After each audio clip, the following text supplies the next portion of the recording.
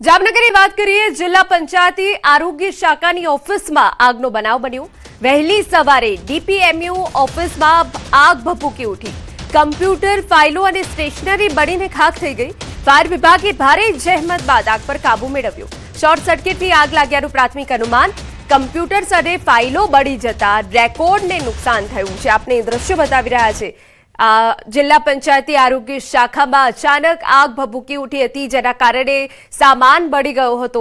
પંચાયત ઓફિસમાં આગ લાગવાના કારણે થોડા સમય માટે અફરાતફરી મચી ગઈ હતી। આપણે દ્રશ્યો બતાવી રહ્યા છે કે જ્યાં ઓફિસનો સામાન બળી ગયું છે।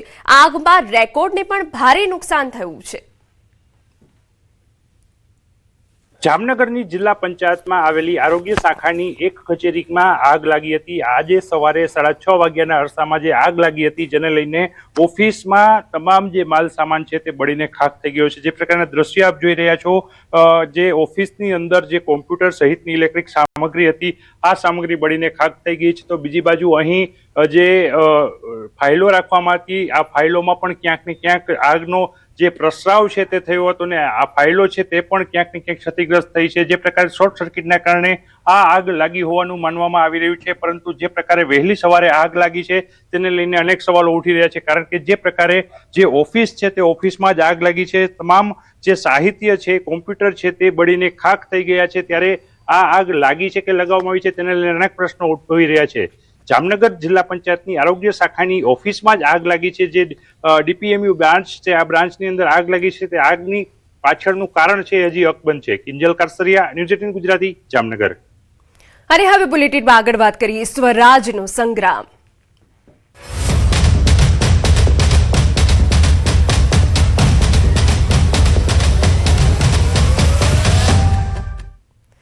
રાજકોટના જસદણ તાલુકા ભાજપના ઉપપ્રમુખ સસ્પેન્ડ થયા। જયંતી સરવૈયા પાર્ટીમાંથી 6 વર્ષ માટે સસ્પેન્ડ કરાયા। પાર્ટીએ ટિકિટ ન આપતા પત્ની પાસે કરાવી હતી અપક્ષ ઉમેદવારી। જિલ્લા પંચાયતી ભાડલા બેઠક પર નોંધાવી છે અપક્ષ ઉમેદવારી। જયંતી સરવૈયાના પત્ની રમા સરવૈયા છે અપક્ષ ઉમેદવાર। ભાજપે રમીલાબેન મેરને ટિકિટ આપતા વાંધો પડ્યો હતો।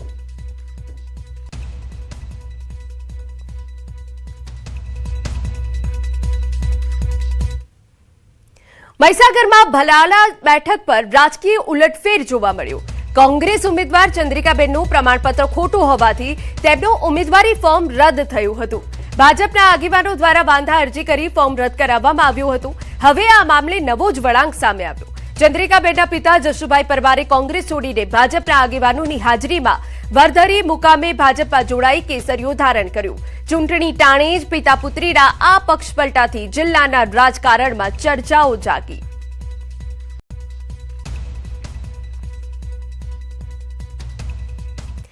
સમાચારમાં વાત અમદાવાદની કરીએ તો અમદાવાદ શહેરમાં ચૂંટણી પૂર્વે રાજકીય ગરમાવો વધી જઈ રહ્યો છે। એક પછી એક વિસ્તારોમાં ભાજપને લોકો તરફથી જાકારો મળી રહ્યો છે।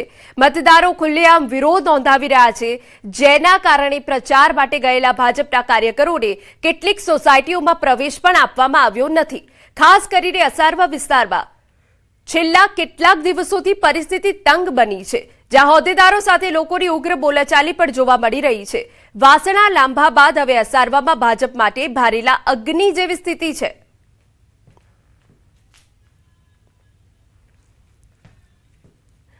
રાજ્યમાં સ્થાનિક સ્વરાજ્યની ચૂંટણીને લઈ તમામ પક્ષોએ જોરશોરથી પ્રચાર શરૂ કર્યો। ત્યારે સાબરકાંઠામાં ભાજપે પોતાના ઉમેદવારોને જંગી બહુમતીથી જીતાડવા માટે પ્રચાર અભિયાન તેજ બનાવ્યું છે। મુખ્યમંત્રી ભૂપેન્દ્ર પટેલે હિંમતનગરના મહેતાપુરા ખાતે ચૂંટણી કાર્યાલયનું ઉદ્ઘાટન કરી સહકારી અને સામાજિક આગેવાનો સાથે બેઠક યોજી અને કાર્યકરોને સંબોધન કરી સરકારની પ્રજાલક્ષી યોજનાઓને ઘેર ઘેર પહોંચાડવા આહવાન કર્યું। ત્યારબાદ પ્રાંતિજના સલાલ ખાતે વિકાસ સંકલ્પ સભામાં પણ ઉપસ્થિત રહી ઉમેદવારો અને કાર્યકરોને જીત માટે માર્ગદર્શન આપ્યું। બંને સભાઓમાં સ્થાનિક આગેવાનો અને મોટી સંખ્યામાં કાર્યકરો હાજર રહ્યા। સમાજના આગેવાનો તથા સાથે સાથે વોર્ડ નંબર 1 ના હિંમતનગર નગરપાલિકાના ઉદ્ઘાટનના પ્રસંગે પણ મિની જાહેર સભામાં માનનીય આદરણીય મુખ્યમંત્રીશ્રીએ ખૂબ ઉમળકાભેર અમારા કાર્યકર્તાઓને મળ્યા, પ્રજાની વચ્ચે ગયા, 1 to 1 ડિસ્કસ કર્યું અને આ ચૂંટણી કેવી રીતે જીતાય એ માનનીય મુખ્યમંત્રીશ્રીએ બધાની વચ્ચે વાત મૂકી હતી. અરવલ્લી જઈ આવ્યો છું, પણ ક્યાંય કરતા ક્યાંય કોઈ મોટી બૂમ આવી હોય એવું મારી સામે કોઈએ આપણે માહિક આપીને છૂટા આપી દીધું. તમારે જે કેવું હોય કહો. તો એમણે નવા સજેશન આપ્યા કે નવું આવી રીતે કરવું જોઈએ. જૂનામાં થઈ ગયું છે પણ હજુ નવું આટલું વધારે જોઈએ છે, પણ કોઈએ એવું નથી કીધું કે આ આટલું કર્યા પછી આટલું અહીંયા કઈ ખરાબ કર્યું હતું અને કોઈએ સામું જોયું નહીં એવું ક્યાંયથી ફરિયાદ નથી.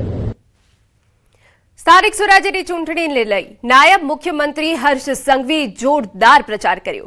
સુરેન્દ્રનગરના સાયલા ખાતે પ્રચંડ પ્રચાર કર્યો. તાલુકા પંચાયતે 20 બેઠકો અને જિલ્લા પંચાયતની 4 બેઠક પર ભાજપના ઉમેદવારને જંગી બહુમતીથી જીતાડવા આહવાન કર્યું. પીએમ મોદી તેમજ ભાજપ સરકારે કરેલા વિકાસ કામો અને યોજનાઓથી સુરેન્દ્રનગર જિલ્લો અને સાયલા તાલુકો સમૃદ્ધ બન્યો હોવાનું જણાવ્યું. કોંગ્રેસના શાસનમાં રસ્તા, પાણી સહિતની પ્રાથમિક સુવિધાઓ નહોતી મળતી, જ્યારે ભાજપના શાસનમાં તમામ સુવિધાઓ મળતી થઈ હોવાનું પણ જણાવ્યું.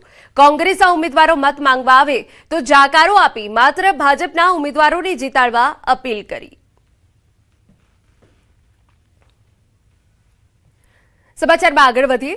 મોરબીમાં એક રસપ્રદ વિડીયો વાયરલ થયો, જેમાં ગૃહમંત્રી હર્ષ સંઘવી સાથે સંવાદ કરતા એક વ્યક્તિ પોતાના અનુભવ શેર કરતા જોવા મળ્યા. વિડીયોમાં વ્યક્તિ કહે છે કે હું 25 વર્ષથી પાર્ટીમાં કામ કરું છું, પણ હું નાની હાઇટનો છું એટલે લોકો મારી અવગણના કરે છે, જેના પર સમગ્ર વાતચીત મજેદાર બની જાય છે.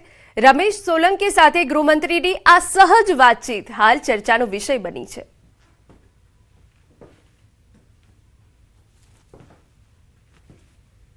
કેટલા વર્ષથી ભાજપમાં? હું 20 થી 25 વર્ષથી.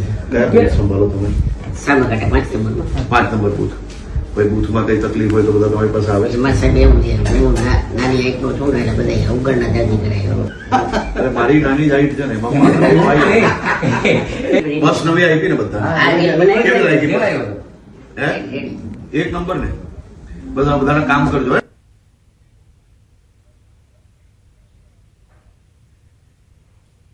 સ્થાનિક સ્વરાજ્યની ચૂંટણીને લઈ અમદાવાદમાં ભાજપે ચૂંટણી પ્રચાર તેજ કર્યો છે.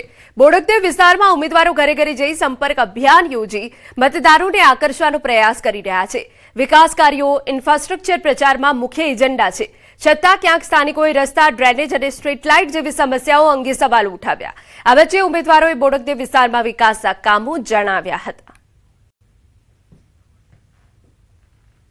સ્થાનિક સ્વરાજ્યની ચૂંટણીને લઈને ખાસ કરીને ઉમેદવારો છે તેઓ ઈડી ચૂંટણીનું જોર લગાવી રહ્યા છે અને ડોર ટુ ડોર કેમ્પેન ચાલી રહ્યા છે. તે અંતર્ગત ખાસ કરીને બોડકદેવ વોર્ડના 4 ઉમેદવારો છે, ભાજપના ઉમેદવારો કે જેઓ ડોર ટુ ડોર કેમ્પેન કરી રહ્યા છે. મારી સાથે પૂર્વ સ્ટેન્ડિંગ ચેરમેન છે, તેમની સાથે પણ વાતચીત કરીશું. દેવાંગભાઈ ધાણી, દેવાંગભાઈ શું કહેશો? જે પ્રકારે માહોલ સર્જાયો છે એમાં પણ ખાસ કરીને જીતની આશા તો વ્યક્ત કરી રહ્યા છો, પરંતુ તેની સાથે શું કહેશો? કેટલી લીડથી આપ જીતી શકો છો? બોડકદેવ વોર્ડની અંદર આજે અમારા 4 ઉમેદવારો પૂર્વ એએમટીએફ ચેરમેન ધરમસિંહભાઈ દેસાઈ, પારુલબેન મકવાણા, ભાવનાબેન પટેલ, અમારા સંગઠનના તમામ હોદ્દેદારો મોટી સંખ્યામાં અત્યારે ઘરે ઘરે પ્રચાર માટે જઈ રહ્યા છે.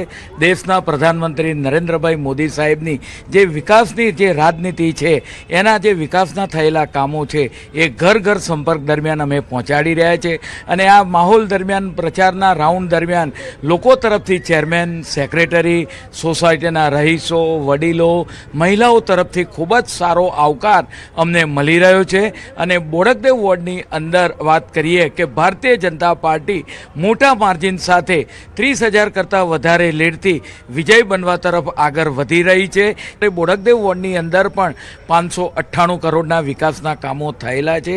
તેની અંદર વસ્ત્રાપુર લેક હોય, પકવાન સર્કલથી ઇસ્કોન સુધીનો આઇકોનિક રોડ હોય, વિવિધ બ્રિજો છે, નર્મદાનું પાણી એ આજે ઘરે ઘરે સુધી પહોંચ્યું છે.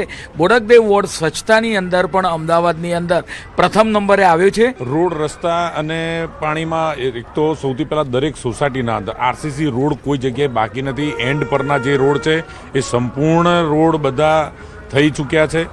મુખ્ય રોડ બી લગભગ બધા પતી ગયા છે. જે જગ્યાએ થોડું ડ્રેનેજનું કામ બાકી હતું, જે બોપલને એ બાજુની સાઈડમાં, એ બી ગઈ ટર્મના અંદર ચેરમેનશ્રીએ પૂરું કરી દીધું છે. બજેટ આપી દીધેલું છે. એ કામ બી પૂર્ણ થઈ જશે ટૂંક સમયમાં. થઈ જશે તેવો આશાવાદ વ્યક્ત કરી રહ્યા છે અને ખાસ કરીને આપણા જે ઉમેદવારો છે એની ચૂંટણીનું જોર લગાવી રહ્યા છે, ઘરે ઘરે જઈને કેમ્પેન આપી રહ્યા છે અને તેની સાથે